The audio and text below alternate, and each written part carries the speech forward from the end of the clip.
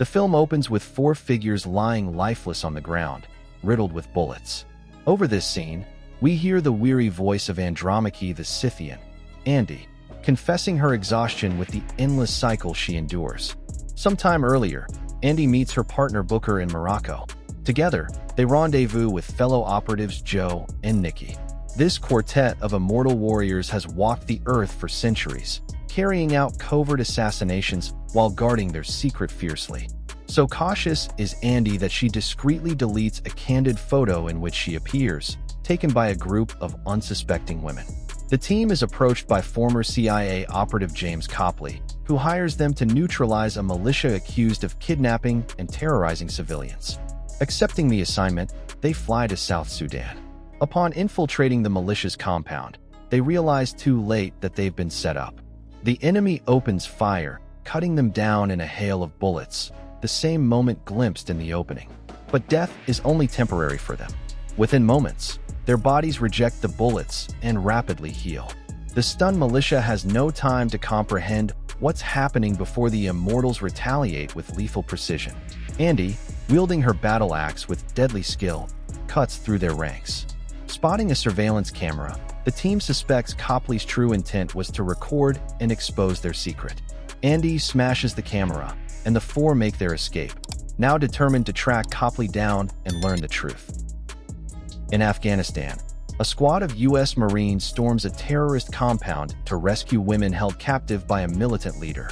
Leading the charge is Nile Freeman, who is guided by one of the women toward their target. Nile and her team breach the room and open fire, critically wounding the man. She attempts to stabilize him to take him alive, but he lunges with a hidden knife and slashes her throat.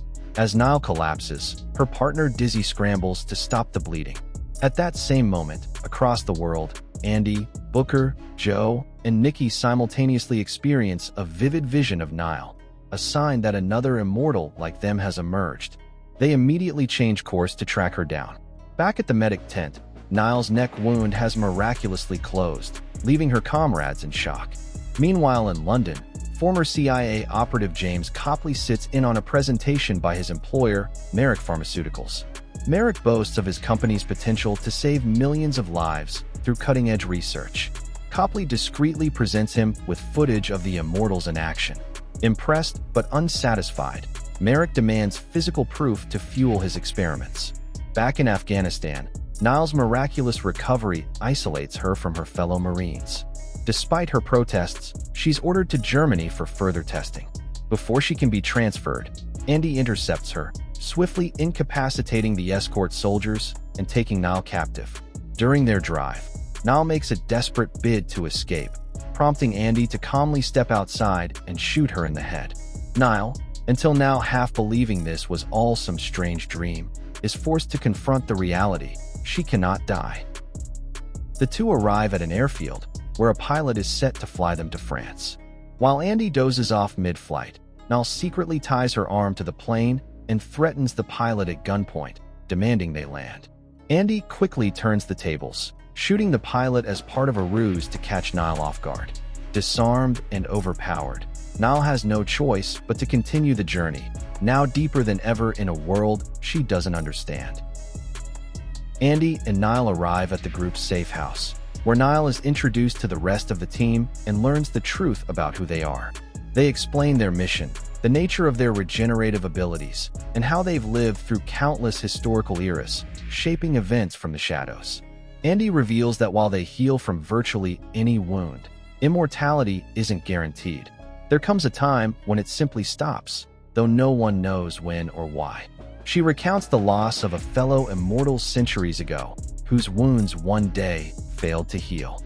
That night, Nile is jolted awake after confiding in the team about a disturbing vision she experienced: a woman trapped inside an iron coffin, screaming and thrashing endlessly.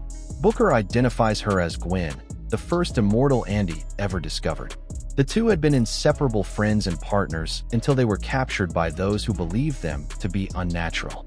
While both suffered repeated executions, Gwen was subjected to a crueler fate, sealed inside an iron coffin and cast into the ocean, condemned to drown over and over for 500 years. Through the strange bond they share, Nile felt every ounce of Gwen's agony. Soon after, mercenaries under Merrick's command raid the hideout. Booker is incapacitated by a grenade, his wounds taking unusually long to mend, while Joe and Nikki are overpowered and taken captive. Andy fights through the assault, killing several attackers before escaping with Nile and the wounded Booker. But she begins to realize with unease that her own healing is slowing. Meanwhile, Joe and Nikki are restrained and mocked by their captors. When one mercenary sneers and asks if Nikki is Joe's boyfriend, Joe delivers a fierce, heartfelt declaration that Nikki is far more than that.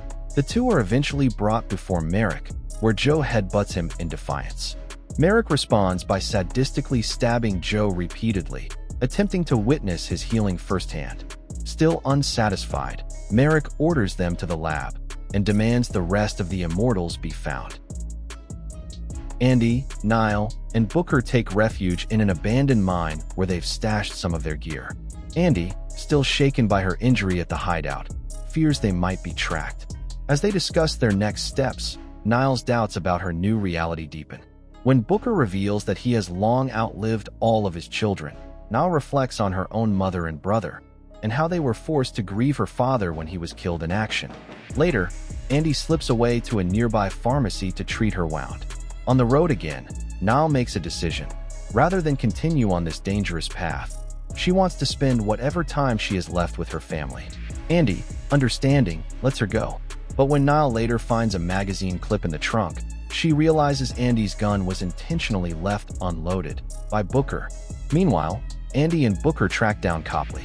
As they move in, Booker suddenly betrays her, shooting Andy in the back. He confesses that he's been working with Copley, believing Merrick might have discovered a way to end their immortality so they can finally rest. But when Booker sees that Andy's healing has slowed drastically, he begins to question his choice. Merrick's men arrive, capturing both Andy and Booker and taking them to join the imprisoned Joe and Nikki. Once Joe and Nikki learn of Booker's betrayal, their trust in him shatters. Elsewhere, Nile corners Copley and demands his help rescuing the others. To her surprise, he's eager to assist, having grown disgusted with Merrick's ruthlessness. Copley has secretly compiled evidence of the Immortals' countless acts of heroism throughout history. Together, Nile and Copley infiltrate Merrick's headquarters, cutting down his guards and freeing Andy, Joe, Nikki, and Booker. Andy decides they can't just walk away. Merrick must be stopped permanently. In the ensuing fight, the Immortals tear through Merrick's forces. Merrick himself corners Andy and Nile, attacking viciously.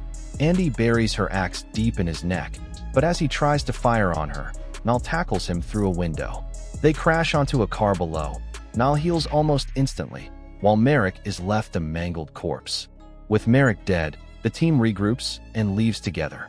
In time, Andy's wounds heal completely, and the Immortals move forward, stronger, warier, and united once more.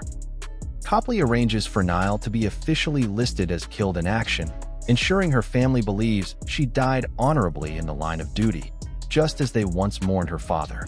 Meanwhile, the remaining Immortals pass judgment on Booker for his betrayal, sentencing him to a century-long exile. With a heavy heart, he says his goodbyes and walks away from the team. The others agree to continue working alongside Copley, provided he uses his resources to keep their existence concealed from the world. 6 months later, in Paris, a drunken Booker stumbles into his apartment.